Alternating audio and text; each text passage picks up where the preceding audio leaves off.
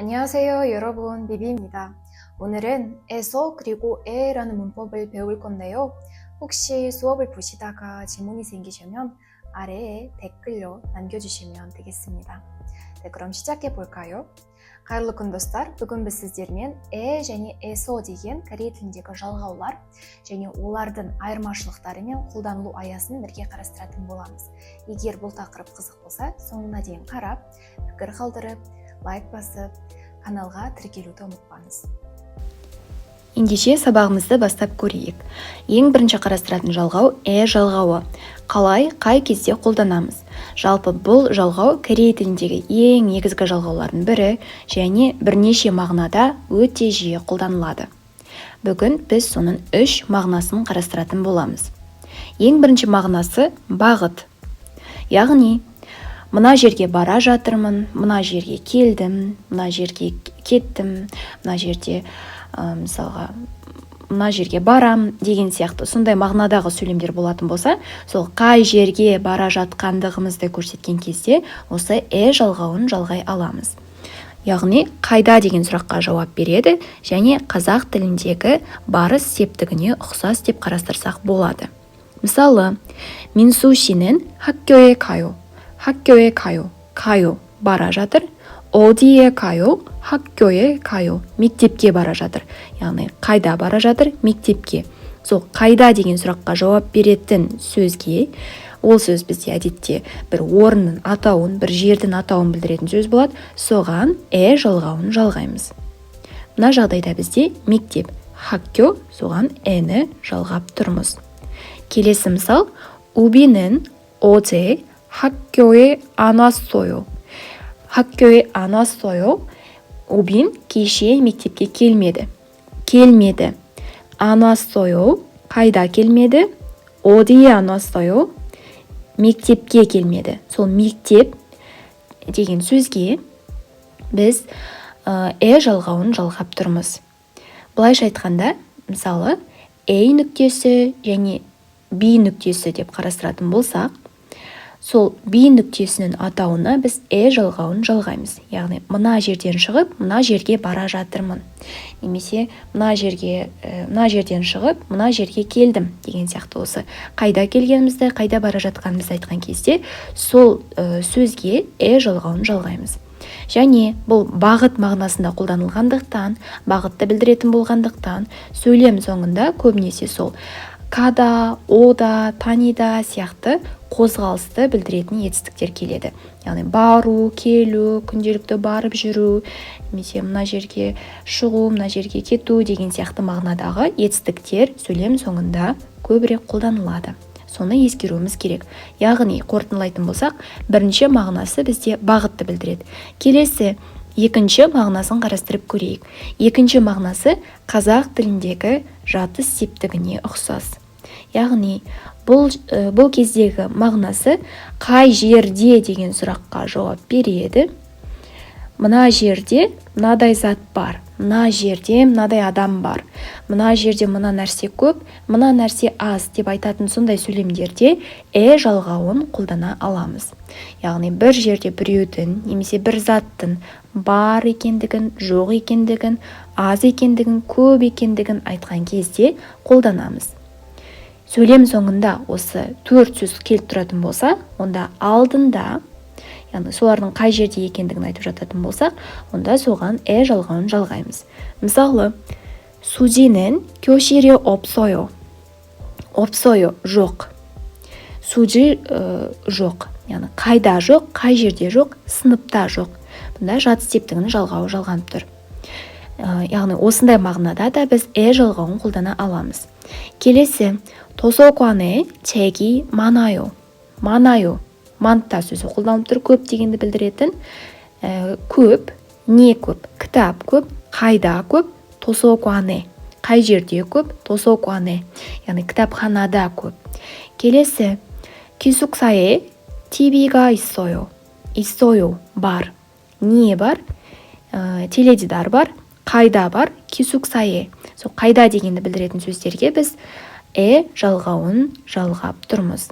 Яғни екінші мағынасы қай жерде кімнің немесе ненің бар екендігін, жоқ екендігін, аз екендігін, көп екендігін айтқанда қолданылатын жатыс септігі мағынасында қолданылады.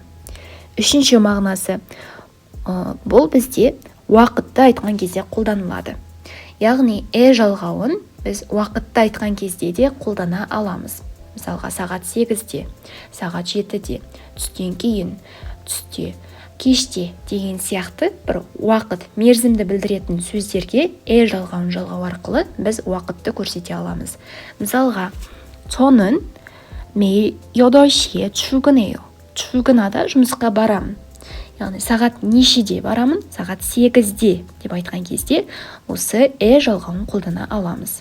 Қорытындылай келе, жалғауы негізінен 3 мағынада жиі қолданылады. Бірінші мағынасы бағыт, қайда бара жатқанымызды айтқан кезде қолданамыз. Екінші мағынасы бізде жатыс септігі ретінде, яғни мына жерде біреу бар, біреу жоқ, немесе бір зат бар, бір зат жоқ, аз немесе көп деп айтқан кезде, жай ғана сипаттап айтқан кезде қолдана аламыз. Яғни мына екінші мағынасында бізде ешқандай іс-әрекет жүзеге асып жатқан жоқ. Жай ғана бар, жоқ, көп, аз деп сипаттап тұрмыз. Үшінші мағынасы уақытты айтқан кезде. Мынадай уақытта мына іс-әрекетті істеймін. Мынадай уақытта мына нәрсе болады деп жалпы уақытты белгіленген уақытты айтқан кезде қолдана аламыз. Бірақ бұнда ескеру керек, 오늘, 어제, 내일 деген сияқты сөздерге біз жалғауын қолдана алмаймыз. жалғауы қолданылмайды. Яғни бүгін, 오늘 бүгін, 어제 кеше және 내일 ертең деген сияқты сөздерге жалғауы қолданылмайды.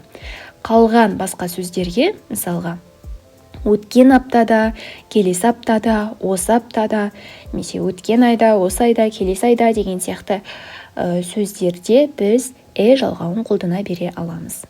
Енді eso жалғауын қарастырып көрейік. Қалай, қай кезде қолдана аламыз? Бұл жалғауда корей тіліндегі ең негізгі жалғаулардың бірі және өте жиі бірнеше мағынада қолданылады. Жалпы көп оқушылар осы eso мен ні шатастырып жатады.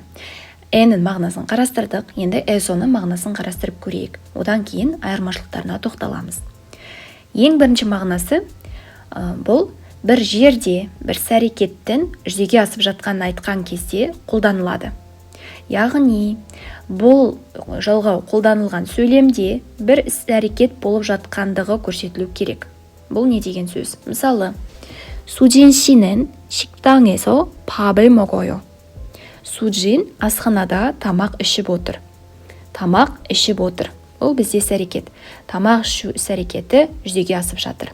Енді соның қай жерде жүзеге асып жатқанын айтқан кезде eso жалғауын қолдана аламыз. Сол жерді, орынды білдіретін зат есімге жалғау арқылы.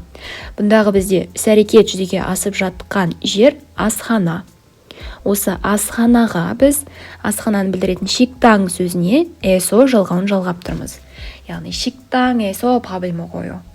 Сол іс-әрекет, яғни 밥을 먹다, тамақ ішу деген іс-әрекет 식당да болып жатыр деп көрсетіп тұрмыз.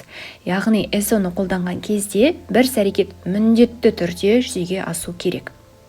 Екінші мысал, 저는 도서관에서 공부해요. 공부해요, сабақ оқимын. Қайда оқимын? 도서관에서. Бұнда да қайда деген сұраққа жауап береді. Бірақ жаңағы сол жерде қандай да бір іс-әрекет жүзеге асу керек міндетті түрде. Мына жағдайда комбухада сабақ оқу іс-әрекеті кітапханада жүзеге асып жатыр. Сондықтан кітапхана сөзіне біз eso жалғауын жалғап тұрмыз. Келесі, 제 친구는 영화관에서 일해요. Менің досым кинотеатрда жұмыс істейді. Ирео жұмыс істейді, яғни жұмыс істеу іс-әрекеті, сол процесс қай жерде жүзеге асады? Йонхуагуан, яғни кинотеатрда жүзеге асады. Белгілі бір жерді көрсету арқылы сол жерде мынадай іс-әрекет атқарылады деп көрсеткен кезде eso жалғауын жалғай аламыз. Келесі екінші мағынасын қарастырайық. Ол бізде шығыс септігі ретінде қолданылатын eso жалғауы. Яғни қайдан деген сұраққа жауап береді. Дан, ден, тан, тен деген жалғауларға сәйкес келеді. біз жаңа жалғауын қарастырған кезде нүктесі мен B нүктесін атап өткен едік. B нүктесіне жалғауын жалғаймыз дедік. Себебі қайда бара жатқанымызды айтқан кезде қолданамыз дедік. Яғни қайда, мына жерге бара жатырмын деп айту үшін осы B нүктесіне ні жалғадық. Бірақ егер сол бару әрекетін қайдан бастағанымызды айтқан кезде, яғни мына жерден шықтым, мына жерден келдім деп айтатын болсақ, онда нүктесіне СО жалғауын жалғай аламыз. Мына формуланы есте сақтауымыз керек. Яғни бір жерден, қай жерден шыққанымызды айтқан кезде СОны қолданамыз, қай жерге бара жатқанымызды айтқан кезде жалғауын қолданамыз. Мысалы, 30분 전에 학교에서 왔어요. 30 минут бұрын мектептен келдім. 왔어요, келдім. Қайдан келдім? мектептен.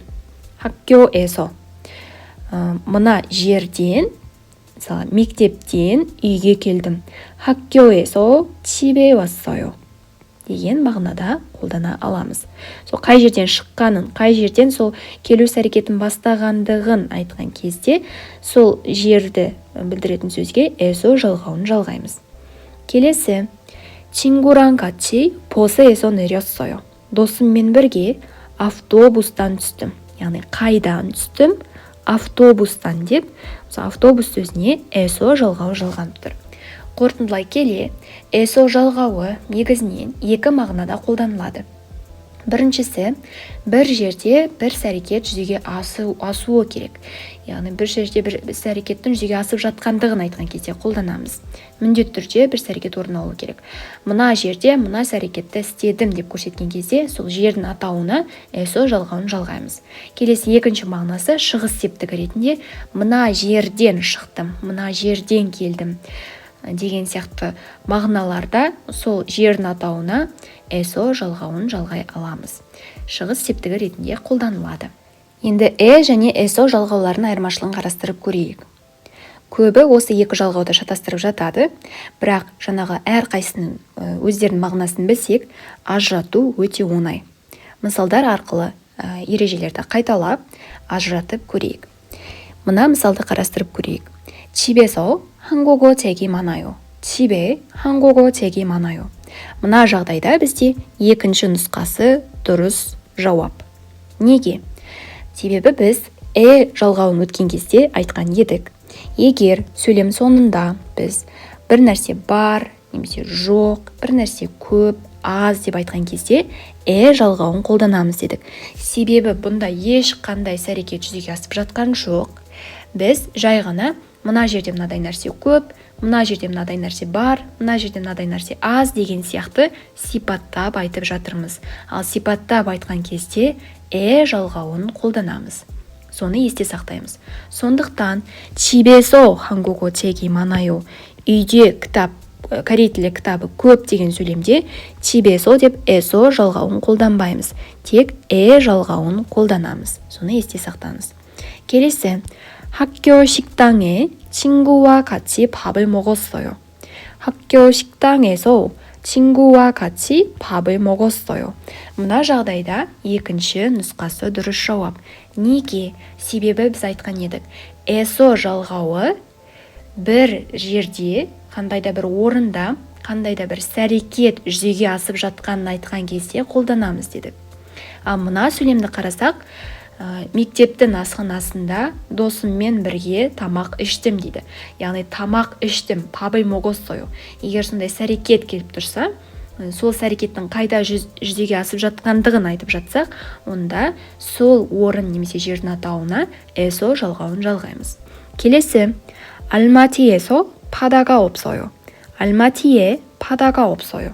Мынау жаңағы бірінші жағдайға ұқсас, яғни мұнда манта сөзі қолданып тұрған болса, жаңағы көп екендігін айтып жатсақ, мына жерде 없어요, жоқ деп айтып жатырмыз. Жоқ, бар, яғни 있어요, 없어요, 많아요, 적어요 деген сөздерді сөйлем соңында қолданатын болсақ, сипаттап жатқан болсақ, онда сол жердің атауына біз жалғауын жалғаймыз. Мұнда Алматыда теңіз жоқ деген сияқты сөйлем. Яғни теңіз жоқ, қайда жоқ, Алматыда жоқ. Сондықтан жалғауын қолданамыз. соны мүлдем қолданбаймыз. келесі, 오전 8시에 기차에 내렸어요. 오전 8시에 기차에서 내렸어요. мына жағдайда шығыс септігі ретінде қолданылған эсоға мысал. 오전 8시, таңғы 8-де, таңертең 8-де 기차에서 내렸어요. поездан түстім. қайдан түстім? поездан түстім. қайдан деген сұраққа жауап беретін поезд, яғни кича сөзіне эсо жалғауын жалғап тұрмыз. Жалпы етістікке мән береміз. Сөйлем соңында біз қандай етістікті қолданып жатырмыз? Ол етістік бір бағытты білдіріп тұрма, әлде бір мына жерден келдім, мына жерден мысалға шықтым деген сияқты ей нүктесіндегі мағынада қолданылып тұрма. Немесе мына жерде мынадай нәрсе бар, жоқ деп жай ғана сипаттап тұрма. Сол етістіктің мағынасына мән берсек, және эсо жалғауларын оңай ажырата аламыз. Енді осы екеуінің айырмашылығын дұрыс түсініп түсінбегеніңізді тексеріп көріңіз. Мағынасына қарай немесе эсо жалғауларын қою арқылы мына 10 сөйлемді толықтырып көріңіз. Жауаптарын төменнен таба аласыз. Егер сұрақтарыңыз болса, міндетті түрде комментарийге қалдыра кетіңіз. Жауап беруге тырысамын. Осымен сабағымыз өз мәресіне жетті. Сабақ түсінікті болды деген ойдамын. Егер түсінбеген жерлеріңіз болса, комментарийге сұрақтарыңызды қалдырып кетсеңіздер болады. Барлығына жауап беруге тырысамын. Жалпы, корей тіліне қатысты басқа да пайдалы ақпараттарды алу үшін Telegram каналға немесе Instagram парақшама тіркелсеңіз болады. Сол жақта көбірек ақпараттар айтылады. Ал бүгінгі сабақты соңына дейін тыңдап, қолдау білдіргендеріңізге рахмет. Келесі кездескенше. 감사합니다.